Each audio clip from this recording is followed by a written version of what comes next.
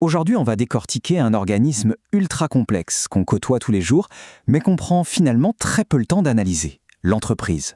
En fait, il ne faut surtout pas voir l'entreprise comme une simple machine sans âme qui recrache des produits ou des services. Pas du tout. C'est plutôt comme un écosystème vivant. Un écosystème vibrant où chaque petite cellule a un rôle clé.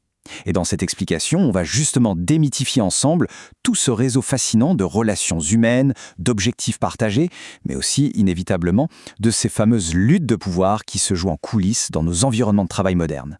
Allez, on plonge directement là-dedans. Voici notre feuille de route. On va d'abord s'intéresser au centre de décision, puis on fera un tour du côté des parties prenantes. Ensuite, on regardera de plus près la dynamique de coopération, on explorera le terrain des conflits et on finira par chiffrer le coût réel du désaccord. Section 1. Le centre de décision. Alors pour bien comprendre comment tout ça tient debout, ramenons l'entreprise à sa base théorique absolue. C'est le moteur. Avant d'être un logo ou un immeuble, c'est un centre de décision économique et un énorme carrefour de relations sociales. Concrètement, gérer une boîte, c'est littéralement prendre des informations brutes pour les transformer en actions. C'est faire des choix et donc calculer des risques tous les jours. La direction doit fixer le cap à long terme, anticiper et saisir les opportunités du marché, même s'il y a toujours une part de risque. Bref, chaque décision va dicter la direction que prend tout le navire. Ce qui nous amène à la section 2, les parties prenantes. Parce qu'évidemment, une entreprise ne flotte pas toute seule dans le vide. Elle repose sur un écosystème d'acteurs très divers. D'abord, les salariés. Eux, ils cherchent de meilleures conditions et de bons salaires, ce qui est totalement logique. Ensuite, on a les managers.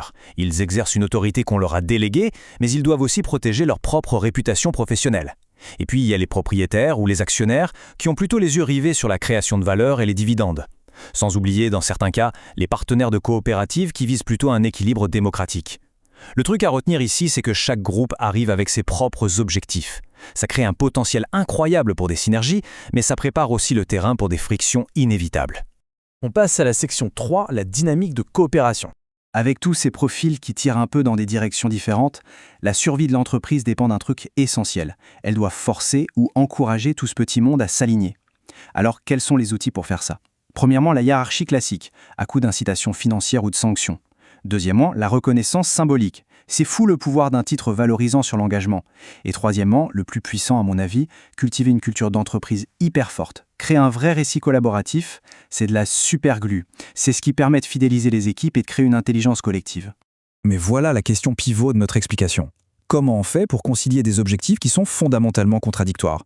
Et oui, on peut avoir la meilleure culture d'entreprise du monde, à la fin de la journée, les intérêts de base restent différents. Vouloir augmenter les dividendes, ça va mathématiquement se heurter à la volonté des employés de voir leur salaire augmenter.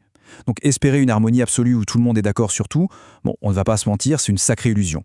Ce qui nous plonge au cœur du sujet avec la section 4, le terrain des conflits. L'espace de travail, c'est souvent un vrai champ de bataille de valeur et de pouvoir. Maintenant, ce qui est vraiment fascinant ici, c'est le contraste absolu entre le manager et l'actionnaire face au risque. Le manager, lui, se concentre sur la pérennité à long terme de l'entreprise. Son risque de carrière est massif. S'il échoue, c'est son CV et sa réputation qui encaissent le choc.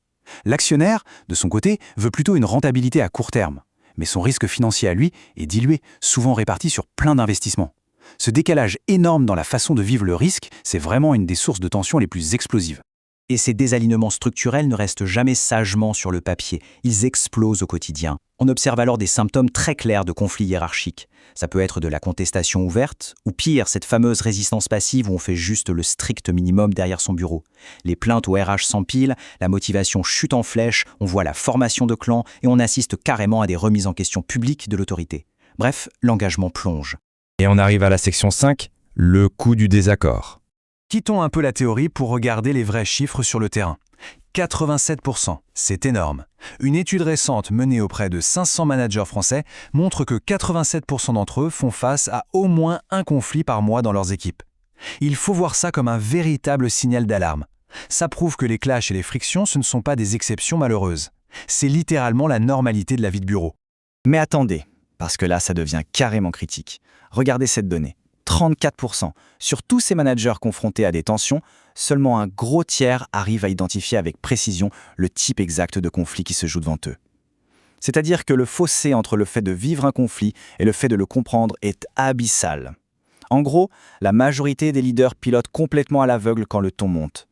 Et fermer les yeux sur ça, ça a un coût faramineux pour l'entreprise. Ne pas gérer ces dynamiques humaines, c'est laisser une atmosphère toxique s'installer. Conséquence, les talents finissent par partir, ce qui crée une forte rotation du personnel, le fameux turnover, qui coûte très cher, et bien sûr, la productivité s'effondre. Ne pas reconnaître ces tensions pour ce qu'elles sont, c'est drainer les ressources mêmes de l'organisation et paralyser toute son efficacité. Alors, pour boucler cette explication, j'aimerais qu'on réfléchisse à ça. Le modèle hiérarchique traditionnel pyramidal est-il seulement équipé pour gérer la complexité de ces conflits humains inhérents? On l'a vu, la structure même de l'entreprise exige qu'on coopère, tout en générant inévitablement des oppositions d'intérêts profondes. Face à des managers qui peinent parfois à diagnostiquer ces mots, la question se pose. Comment les environnements de travail de demain vont-ils devoir se réinventer pour orchestrer tout ce monde sans broyer l'humain au passage? Je vous laisse y réfléchir.